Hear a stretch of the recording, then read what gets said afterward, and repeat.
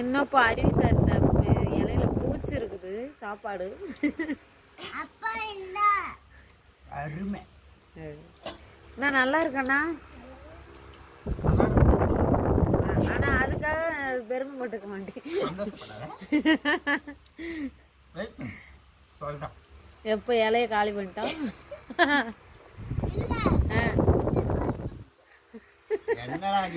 அப்புறம் பூமியில இருக்க சோத்த அத்தனை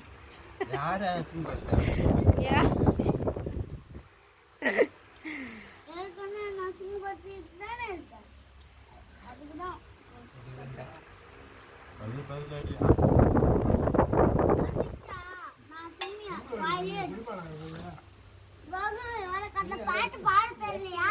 நான் தாங்க மாட்டேன். நானும் தூங்க மாட்டேன்.